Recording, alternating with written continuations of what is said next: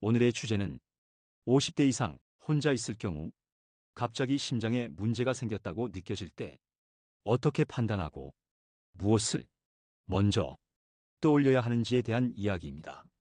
겁주려는 이야기는 아닙니다. 병 이름을 외우게 하려는 영상도 아닙니다. 다만 집에 혼자 계실 때 몸이 갑자기 이상해졌을 때 많은 분들이 아무도 알려주지 않아서 그냥 지나쳐버리는 아주 기본적인 요령에 대한 이야기입니다. 우리 시니어분들, 이런 순간 상상해 보신 적 있으시죠?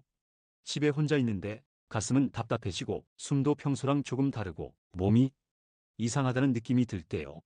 누군가 옆에 있더라면 괜찮아? 한마디라도 해줄 텐데요. 혼자 있을 때는 그럴 사람이 없습니다. 그래서 많은 분들은 이렇게 생각하십니다. 조금만 쉬면 괜찮아지겠지. 이 정도로 병원 가는 건 괜히 호들갑 아닐까. 그리고 그대로 앉아 있거나 누워서 시간이 지나길 기다리십니다. 그런데요, 이때 처음 몇 분 동안의 판단이 몸의 반응을 크게 바꿀 수 있다는 점 알고 계셨을까요? 오늘은 무조건 위험하다는 이야기 대신 혼자 있을 때 내 몸의 신호 앞에서 어떤 순서로 생각하면 좋은지를 차분하게 짚어보려고 합니다. 이 이야기에서 딱 한 가지만 기억하셔도 됩니다. 아, 이럴 때는 이걸 먼저 떠올리면 되는구나. 그 정도면 충분합니다. 이제부터 많은 분들이 가장 헷갈려 하시는 부분부터 하나씩 같이 살펴보겠습니다. 혼자 있을 때 몸이 갑자기 이상해지면 많은 분들이 제일 먼저 하는 행동이 있습니다. 바로 참아보는 것입니다. 가슴이 답답해도 숨이 평소랑 달라도 일단은 조금만 쉬면 괜찮아지겠지. 이렇게 넘기시는 거죠. 특히 집에 혼자 계시면 이 마음이 더 강해집니다. 괜히 괜한 일로 주변 사람 불러서 민폐 끼치는 것 같고 병원까지 가기엔 아직 애매한 것 같고 무엇보다 이 정도는 나도 몇 번 겪어봤어. 이 생각이 먼저 들거든요. 그런데요, 이 참아보는 선택이 혼자 있을 때는 몸을 더 힘들게 만드는 첫 번째 실수가 되는 경우가 많습니다. 왜냐하면 몸이 보내는 신호는 점점 커지기 전에 알아차려 달라고 오는 경우가 더 많기 때문입니다. 이걸 일상으로 비유하면 이런 느낌이에요. 집 안에서 타는 냄새가 살짝 나는데 설마 불이야 나겠어? 하고 환기만 시키는 상황입니다. 불이 확 번진 건 아니지만 냄새가 난다는 건 이미 어딘가에서 문제가 시작됐다는 뜻이죠. 몸도 마찬가지입니다. 가슴이 답답하고 숨이 평소와 다르고 이유 없이 식은땀이 나거나 몸이 이상하다는 느낌이 들 때는 아직 큰일이 아닐 수는 있지만 아무 일도 아니다라고 단정하기엔 이른 시점일 수 있습니다. 그런데 혼자 있을 때는 이 판단을 자꾸 뒤로 미룹니다. 조금만 더 지켜보고 잠깐 앉아있으면 나아지겠지. 이렇게 말이죠.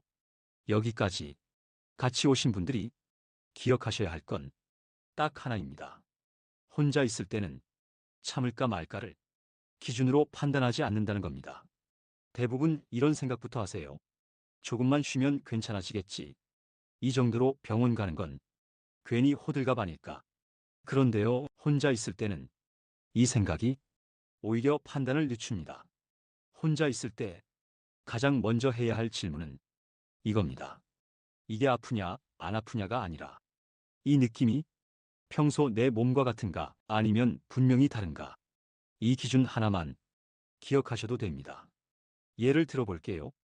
가슴이 찌르는 통증은 아닌데 꽉 눌리는 느낌이 들거나 숨이 막히진 않는데 괜히 한 번 더 크게 쉬어야 할 것 같거나 덥지도 않은데 이상하게 식은땀이 나는 느낌. 이 중에서 하나만 있어도 신경 쓰이는데 두 가지 이상이 겹쳐서 느껴진다면 이건 조금 쉬어볼까로 넘길 신호는 아닙니다. 여기서 많이들 착각하시는 게 하나 있습니다. 아직 견딜만 하면 괜찮은 거 아닌가요? 꼭 그렇지는 않습니다. 심장은 참을 수 있을 때가 아니라 뭔가 다를 때 먼저 신호를 보냅니다. 그래서 혼자 있을 때는 통증의 세기보다 신호의 성격을 보셔야 합니다. 다시 정리해 볼게요. 지금 이 느낌이 예전에 겪어봤던 피로, 소화 불량, 긴장감과 비슷한가? 아니면 설명하기 어려운데 분명히 이상하다는 느낌이 드는가? 만약 후자라면 그걸로 충분합니다. 아직 무언가를 결정하실 필요는 없습니다. 다만 이 단계에서는 넘길 수 있는 상태는 아니다. 이렇게 정리만 해두시면 됩니다. 이 판단 하나가 다음 행동을 완전히 다르게 만듭니다. 그럼 이제 가장 중요한 이야기로 들어가겠습니다. 혼자 있을 때 몸이 분명히 평소와 다르다고 느껴진다면 이때부터는 버티는 시간이 아니라 행동의 순서가 중요해집니다. 여기서 가장 먼저 기억하셔야 할 건 아주 단순한 겁니다. 눕지 않는다는 것. 많은 분들이 가슴이 답답하거나 숨이 불편해지면 본능적으로 눕습니다. 그런데요, 이건 반드시 좋은 선택은 아닙니다. 특히 혼자 있을 때는 눕는 순간 몸 상태가 더 나빠져도 도움을 부르기 어려워질 수 있습니다. 그래서 이상하다고 느껴질 때는 완전히 눕기보다는 등을 기대고 상체를 약간 세운 자세가 더 안전합니다. 이게 첫 번째 요령입니다. 두 번째는 호흡을 바꾸는 것입니다. 이상할 때 많은 분들이 숨을 짧고 빠르게 쉽니다. 그런데 이러면 몸은 더 불안해집니다. 이럴 때는 숨을 참지 말고 코로 천천히 들이마셨다가 입으로 길게 내쉬어 보세요. 마치 김을 천천히 불어내듯이요. 이렇게 호흡을 길게 가져가는 것만으로도 몸의 긴장이 조금 내려오는 경우가 많습니다. 세 번째, 이건 정말 많은 분들이 모르고 지나치는 부분입니다. 전화기를 손에 쥔다는 겁니다. 당장 어디에 걸지 않아도 괜찮습니다. 다만 휴대폰을 손이 닿는 곳이 아니라 이미 손에 쥐고 있는 상태로 만들어두는 겁니다. 몸 상태가 갑자기 더 나빠질 경우 이 차이가 아주 크게 작용할 수 있습니다. 여기까지 정리해보면 이렇습니다. 첫 번째, 완전히 눕지 말고 상체를 세운다. 두 번째, 숨을 참지 말고 천천히 길게 내쉰다. 세 번째, 전화기를 이미 손에 쥐고 있는 상태를 만든다. 이 세 가지는 약도 아니고 기구도 필요 없고 누구나 지금 바로 할 수 있는 요령입니다. 이걸 안다고 해서 겁이 더 커지는 건 아닙니다. 오히려 혼자 있을 때 몸이 보내는 신호 앞에서 아무것도 못하는 상태를 줄여주는 겁니다. 그리고 이 요령은 괜히 참고 넘기지 않게 도와주는 역할을 합니다. 그럼 이런 요령까지 알아두셨다면 이제는 이 생각이 드실 겁니다. 이런 상황이 아예 안 생기게 하려면 평소에 뭘 좀 보면 좋을까? 여기서부터는 겁줄 필요 없습니다. 다만 몸이 미리 보내주는 신호를 알아두자는 이야기입니다. 첫 번째로 많은 분들이 대수롭지 않게 넘기는 신호가 하나 있습니다. 예전보다 숨이 빨리 차는 느낌, 계단 몇 개만 올라가도 괜히 숨이 가쁘고 예전엔 아무렇지 않던 거리인데 중간에 한번 쉬게 된다면 이건 체력 문제로만 볼 일은 아닙니다. 두 번째는 가슴 통증이 아닌 이상한 불편감입니다. 아프다기보다는 답답하고 묵직하고 설명하기 애매한 느낌. 그래서 많은 분들이 소화가 안 된 걸로 넘기시죠. 그런데 이런 느낌이 반복된다면 한 번쯤은 점검해 볼 신호입니다. 세 번째, 이건 의외로 중요한 신호입니다. 이유 없이 식은땀이 나거나 갑자기 기운이 빠지는 느낌, 덥지도 않고 움직인 것도 아닌데 몸이 축 처지는 느낌이 들면 이건 몸이 보내는 경고일 수 있습니다. 여기서 중요한 포인트 하나 말씀드릴게요. 이 신호들이 한 번 있었다고 해서 바로 문제는 아닙니다. 하지만 비슷한 상황에서 두 번, 세 번 반복된다면 그때는 괜찮겠지로 넘길 이유는 없습니다. 그래서 2단계에서의 요령은 아주 단순합니다.